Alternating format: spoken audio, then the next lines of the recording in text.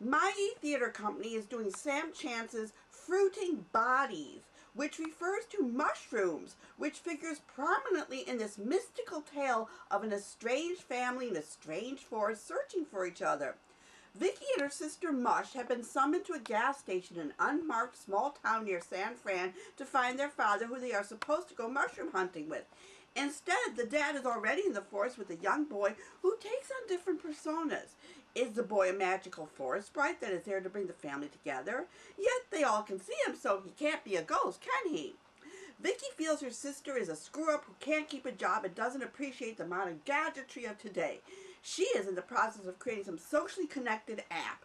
Mush just wants to wipe out all preconceived notions and emotions about certain values and people so that everyone has a fresh start and no judgments. They both are disgusted with their dad for his attitude toward their gay brother. Will the family come to terms with each other's idiosyncrasies? And I've noticed a pattern with Mai this year because they just did Suicide Forest. So they have forests and suicides and strange families headed by fathers going on right now. Anyway, the acting was just wonderful. I mean, Jeffrey Amoruso is one of my favorite actors. And my only quibble that at the end during the climax, both the important events were going on at the same time as the sisters were squabbling and the dad and the son were squabbling. So, but other than that, this was really a very interesting level. And the set, the way the trees twirled was so cool. This play called 17 Border Crossing at the New York Theatre Workshop seems very, very exciting, but it is not. It's written by Thaddeus Phillips and he is performing. Thaddeus Phillips. Thaddeus Phillips. And the only good thing in that is the lighting design, which is very ominous and very haunting. By David Todaro. Yeah, and we feel something dangerous should happen or something good should happen, nothing happened. But I have a question. I did not know what was the purpose of his traveling. Was he a journalist? Is it his hobby? Is he a millionaire? He's going all over the world. And one minute he's got a wife and kids, one minute he has a girlfriend. I mean, we don't know who these people are and they disappear. And also, the only interesting was Tatiana Malorina's direction, where at one point the table is overturned and becomes a ski lift. And I thought that was clever. But that was the only thing. I was comatose with this whole thing. He speaks many languages, which is admirable, but the show doesn't come together. It's boring. No, I mean, me getting deported from London to Paris and having some guy masturbating all night when I was in my 20s is more interesting than Definitely. So, unhappy face. Anne Carson's Norma Jean Baker of Troyes is a brand new play going on at the Shed in Hudson Yards, and it's directed by Katie Mitchell. It's a very strange play. Both Helen of Troy and Marilyn Monroe were considered rare beauties of their time, and all the men wanted to possess them. What effect does it have on a person in society? Ben Whishaw does all the talking as Renee Fleming transcribes his words with her inner voice given voice musically. It started off a bit of a slog as he mentions every comment period, which was distracting and tedious, but soon he dropped that affectation and got on with his comparison of Marilyn Monroe to Helen of Troy, with Truman Capote thrown in for the chorus, and Pearl Bailey pops up. Jake got so much more out of the material than I did. I just enjoyed the weirdness of Renee Fleming singing "Backpacks with animal hair on them" and "fuck shit." Also, watching Ben Whishaw transform himself into Marilyn Monroe was fascinating, seeing all the undergarments he needed to achieve this effect. I couldn't even read the play without my head exploding, so my advice is to read Jake Goldbast's review on the Facebook page for better clarification of the play. So he gave this a happy face minus. I gave it a mix. But he complained about the ukulele, saying that some sort of trend going on right now. But Marilyn Monroe plays the ukulele in Some Like It Hot, so I didn't understand why he was upset with that. King Lear by Shakespeare is one of my very, very, very favorite play. I want to see it in every language. Recently I saw it in the Yiddish language, which I even like the most. On Broadway with Glenda Jackson. How can you fail with this play with Glenda Jackson? As King Lear. And King Lear. As King Lear. As King Lear. King Lear gives all his kingdom away to his daughters because he asks them who loves me the most, and they say, love you more than the moon and the sun and the flies and the fruit and the everything. You know, but except one daughter who speaks the truth, and he says, I love you as much as I should be as a daughter, and I would love my husband also and love you as a father. And then, you know, then he's just so furious. He makes one big mistake in his life, and you suffer only from that mistake. And we should say there's a subtext of also another father-son thing going on. That's father-daughter. The father-son between Jeane Hadestown and her two sons. She's got a bastard son who sneakily gets him to disown his legitimate son. The legitimate son has to go crazy and pretend to be poor Tom. I mean, there's all There's all those things are there, but the thing is, just like all those people who were abandoned and considered illegitimate, they are the one who are helpful actually at the end. You know what I don't get is, why does he need? You know, I kind of go along with the kids at one point, because really, why does King Lear need to have hundreds of soldiers, you know, crashing into this person's house? He's a king. He's not the king anymore. He gave away his property. I know, but he cannot give away this habit of this. Well, then he shouldn't have given. Then he shouldn't have become. He shouldn't have abducted in the first place. That's a mistake he made. I mean, come on, mistake he made. You're staying at your daughter's. You know, you're staying there. Enjoy being retired. Go golfing. But if he had the thinking analysis like that, then it won't be King Lear. But see, that's why to me it's not a tragedy. I just find it stupid. It is a big tragedy as far as I'm concerned. But the problem with this production is the director. The stage is so crowded, so unnecessary furniture, flags, tables, this. Glenda Jackson is this so tiny, very frail, and great but her voice projects beautifully. Yes, but there's no, she's larger than life. She disappears amongst. I had to find her amongst these tables and chairs. Oh no! I mean, to me, her presence was so strong. I cannot believe she didn't get a Tony nomination. That's shocking. I'm shocked. I thought Jane Hadestown I found so moving as the other dad. To tell you the truth, I have never really liked her that much, but except in this play. In this play, she was wonderful. I once got mistaken for it. I was so pleased. In this play, she was wonderful. I mean, it's got Elizabeth Marvel in it. Go see Glenda Jackson. That's your chance to see the greatest actress on stage. And just delivering Shakespeare the way it should be delivered. But the rest of the cast, I mean, Elizabeth Marvel, Aislinn O'Sullivan, I have to... John Douglas Thompson. Ruth Wilson playing the Cordelia and the Fool. She got nominated for Tony. But your favorite was in it, John... I know, he was great. John Douglas Thompson, fabulous. He, Ruth Wilson, Glenda Jackson, and your actress, your favorite Jeane actress. Hadestown. Oh, they were the best. And Elizabeth Marvel. Elizabeth Marvel. And you like Stephanie Roth Haberly. That's one of that's one of Mark's favorites. I know, but they had different accent than the king. One is speaking Irish accent, one is speaking American accent. It just didn't work for me. It's a big kingdom divided and trade. Yeah, I mean, the Irish is part of the English kingdom. Just still for Glenda Jackson and Shakespeare, this is the happy face from my side. I'll give it a happy face minus because, I have to give it a happy face minus because some of it should have done it too, but I didn't like the direction at all. But, you're going to see Glenda Jackson, and really, to see Glenda Jackson is pretty remarkable. Yeah, it's remarkable. I mean, there's no other words. It's genius. It's fantastic. Yeah. I totally forgot to mention the most important thing of all, because I was thinking, like she said, she's tiny, she's frail. How is she going to do the Cordelia scene? How are they going to solve, don't say anything, how are they going to solve the Cordelia scene, because obviously she's not going to be able to carry her on. I'm telling you, just the way they did the Cordelia scene is going to, that to me, because that's the only thing I like about Lear is the Cordelia scene at the end, and my God, they did such an incredible visual and mind-boggling. That was the best thing in it besides Glenda Jackson. I agree with her 100%. If director took all the tables and chairs out of that and that scene, it was fabulous. It would be incredible. One of my favorite American groups, Blessed Unrest, collaborated with a group from Kosovo, Teatri Oda, to create Refuge, which is now at the Jeane Center in Baruch at College. And it deals with the true story of a Polish-Jewish family fleeing the Nazis in World War II, who were taken in by an Albanian family and treated as their own family. And at first, the Polish-Jewish family is sort of like wondering, why are they doing this? But it turns out that there's an old tradition of giving hospitality to strangers. the Albanians believe that their home belongs first to God, second to their guests, and only third to them.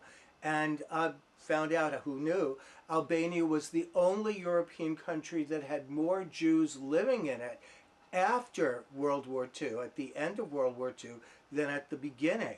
So this is, like, we've seen so many World War II stories. This is one that is a completely new chapter, wonderfully told. And there's also the second part is the idea about the Albanians who were living in Kosovo who had to flee in the 1990s. And then later there's the great-great-granddaughters of both families meeting in New York. It's really wonderful, heartwarming story, beautifully choreographed, beautifully told. In many languages, the idea of a refugee is the same. Hallie Pfeiffer's The Pain of My Belligerence shows the harm of male toxicity with the odd relationship of Kat with Guy as we see them on their first date saying outrageous things that are diffused with the caveat, joke. But is it? This is no laughing matter as we watch events transpire and keep wondering why. Guy was married to Yuki, who Kat had interviewed about her restaurants. Guy has a penchant for playfully biting people and ignoring anything they have to say or feel. Apparently has a Svengali effect on women, so they forget all common sense as they melt into his eyes. I read the program notes, so I know the inspiration stems from the last election, the author's painful bout with Lyme disease, and trying to get over a toxic relationship. But aside from watching performers par excellence, I was left unmoved by the proceedings. I thought Do You Feel the Anger did a much better job as far as satire and everything else goes. And I had no idea it was Hamish Linklater. Oh, I can't say it. Because usually he plays such comic, affable people. But here he was so smarmy because you don't get a program beforehand. Hallie Pfeiffer was adorable in the beginning, all little girlish charm, but you kept wondering, why? And Vanessa Kai as Yuki seems so grounded, stylish, and sensible that one wonders how she ever ended up married to Guy. But I guess it all falls under male toxicity. The pain may be real, but I just couldn't buy the whole concept, so I'm giving this a mixed face. Sorry. Tim Blake Nelson's Socrates at the Public Theater attempts to answer the question posed by a Macedonian boy character who becomes a student of the philosopher-teacher Plato later in Plato's life. The boy asks, did Socrates have to die? And the play sort of examines Socrates' teaching, which, caused a lot of the rich youth of Athens to question all their parents' values, which did not go over well with their fathers, who were upset about the losses Athens experienced in the Peloponnesian Wars. So that was the main political reason that Socrates was in trouble. But even though Socrates could have escaped, he had too much integrity to leave. And that's, I guess, the why he had to die. And we both found this very boring. The only thing that kept my interest was the joy at seeing my favorite performers. Lee Wilcock provided much needed comic relief. David Aaron Baker I've been following for years, and here he plays a heavy, going full blast after Socrates. Peter J. Fernandez, Teagle F. Bougere, and the lead, Michael Stuhlbarg, have been performing in Shakespeare at the Public since the start of their careers. Tom Nellis always adds gravitas to his part, and Robert Joy is a very seasoned character actor. But, again, it was very boring. It was very interesting philosophical discussion, but it's very hard to follow for 2.5 hours plus and keep our minds on it. So I think both of us are like mixed faces. Yeah. Maybe mixed face plus. Because of the actors. Yeah. You can see Dion Boucicault's 1857 melodrama, The Poor of New York, at the Metropolitan Playhouse. It's brilliantly directed and designed by Alex Rowe. This is a play about the ups and downs of fortune. And we have a Wheel of Fortune kind of set that's revolving a lot as characters go from being rich to destitute, perhaps back again. The main characters are a banker, Bloodgood, who's totally devoted to his horribly spoiled daughter, Alida, and he, when his bank is going to go bankrupt, he manages to abscond with the sea captain's money, making the sea captain's family destitute. Unfortunately for the banker, his employee, Badger, knows that he's done this and will badger him about it for the rest of his life. There's also young love and stuff. It's an entertaining melodrama that has a lot of cringeworthy lines, but that's par for the course for mid-19th century melodrama. The cast is wonderful, and they get to sing all these period songs during transitions between the scenes, so you really get a sense of 1850s New York and 1850s theatrical experience. I love Metropolitan Playhouse, and I think this is one of their most sterling productions. Jan Ewing reviews The Crucible. In spite of having to work in a somewhat primitive space, director Alison Wick and her talented colleagues at the Hunger Theater have put together an arresting and altogether chilling production of an American classic. Written by Arthur Miller in the early 50s in response to the McCarthy witch hunts that were then disrupting American life, it is still alarmingly up to date. Stupidity, greed, envy, hate, all fed by power-hungry men using fake news and deception. Sound familiar? The Hunger Theater actors were committed, well-rehearsed, and consistently fine. All gave memorable performances, particularly Madeline Phillips as Mary Warren, who took adolescent hysteria to a new level, and Stan Butterly as Deputy Governor Danforth, a sleek, unctuous bureaucrat who threw power around like confetti. There was some remarkably fine acting in this performance. Everyone in the cast deserves a mention, and it's only lack of space that prevents me doing that. The only criticism I have has to do with the space. The company made fine use of a single room and very sparse set. The lighting, however, was barely adequate and did not serve the production well. Because of that, I have to give this otherwise excellent production a happy face, minus, and you know there's going to be a hell of a lot more on Facebook when it comes to Mr. Ewing. This season we have a number of downtown artists working on Broadway. Daniel Fish's production of Oklahoma, the Rodgers and Hammerstein musical, is at Circle in the Square. And this, it's the 1943 classic, formerly very energetic celebration of the love of the boastful cowboy Curly and the blossoming farm girl Laurie. Now it's a much darker vision where not much is okay. And it really works at bringing out all the, horrible things below the surface. And I thought especially great was the confrontation in the sort of bad guy Judd's lonely, dark room with Curly. And it's done sort of very dark and using video. And Curly here comes across as perhaps just as twisted and evil as Judd. Oh, no. Oh, my God. Ladies out there, this, and gay man, except for you, because you didn't see it, I don't know. But he was the sexiest Curly I have ever seen. There was a puddle of me drooling over this guy. Oh, my God. I thought there was chemistry between him and Laurie, but I didn't find him especially. He's a scrawny little guy. There was chemistry with him in the audience, let me tell you, because I was like, my heart was palpitating over this guy.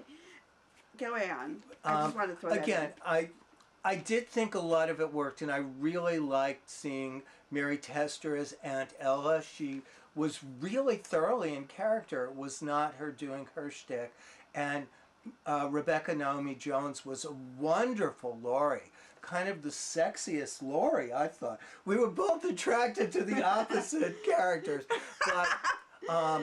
but I had a lot of trouble. For me, one of the highlights of a production of Oklahoma should be the Dream Ballet. This was a major innovation. And it's where in the original productions you saw all the darker elements because it's really more of a nightmare than a dream. While here, this was the absolute worst 15 minutes I've ever experienced on Broadway.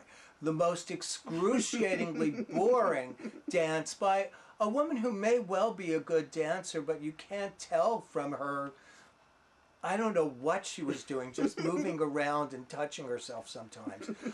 It was just really difficult. It ruined the whole thing for me. Okay, see, it didn't bother me as much as first of all, I have to say, I have been in love with Daniel Fish downtown here. He's the only avant-garde director I love. So to see him getting all this attention and getting a Tony nomination, I'm like, yay, go downtown!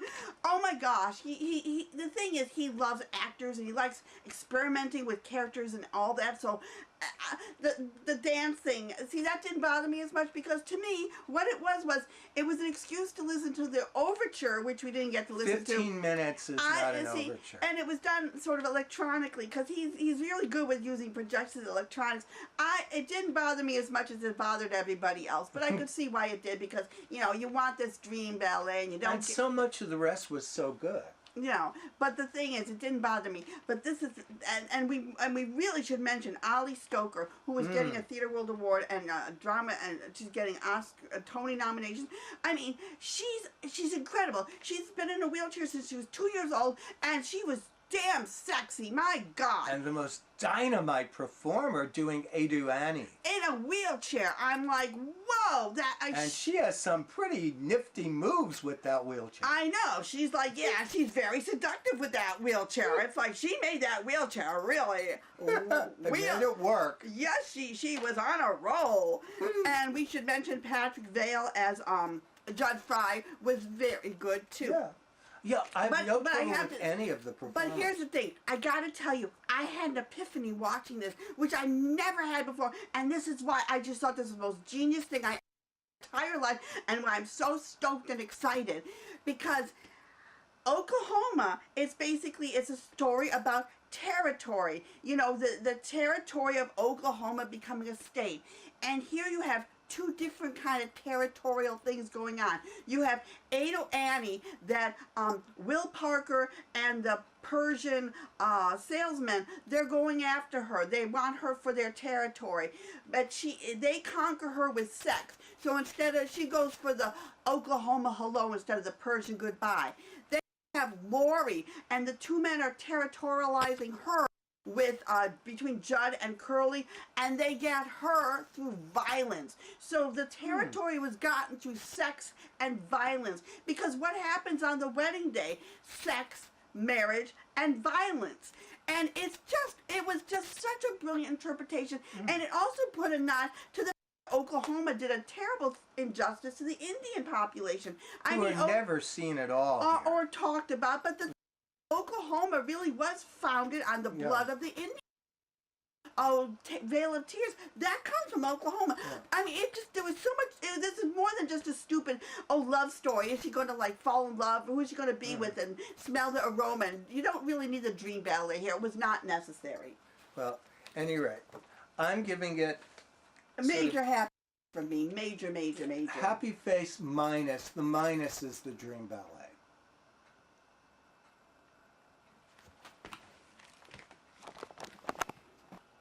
And our next show, May 25th, we're going to talk about more downtown people on Broadway.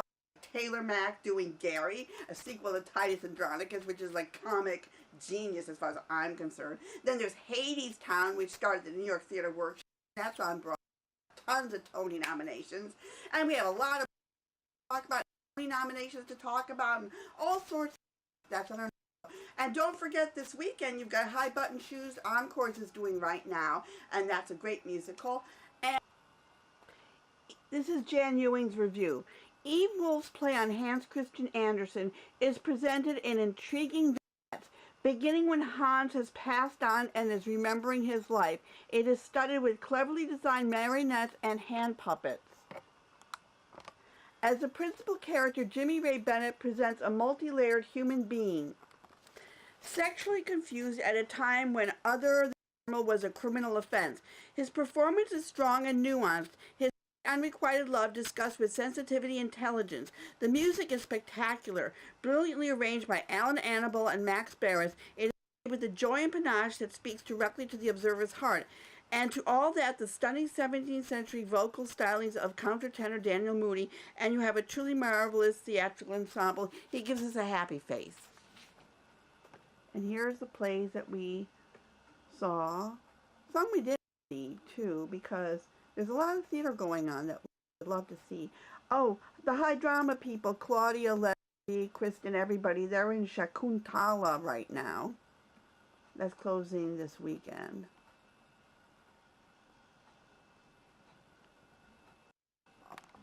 Mary Mary Retro Productions is closing May 18th, and we love this company, so try to go see it. And Paul Swan is dead and gone. It has all these wonderful people in it, like Penny Arcade as special things.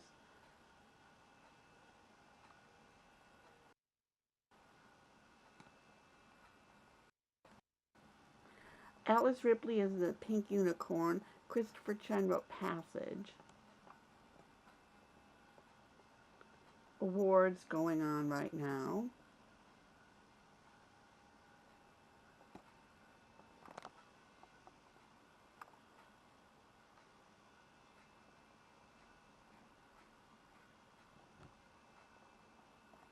"54 Below" always has wonderful acts going on. Going to go to Caroline's Kitchen at 59 59. Going to see Blacks at MCC. And all the stuff that's going on at Signature Theater. So much wonderful theater going on.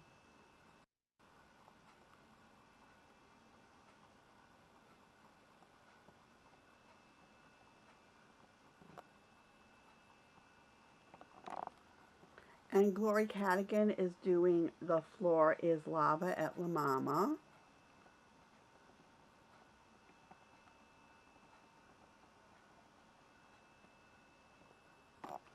And on our next show, May 25th, we're going to have York's Enter Laughing, musical selection, interviews. It's to celebrate their 50th year, and we'll talk about the Damn Scottish play. And I just found out about this new theater company that's doing Bird Brains. And you can find these reviews at close on our Facebook page and Twitter. Don't forget to pick up your Performing Arts Insider, the cultural heartbeat of New York City. Our next show is May 25th. And you can catch the show on YouTube, Eva Heinemann, Twitter, 6 Second Review, and their Facebook page.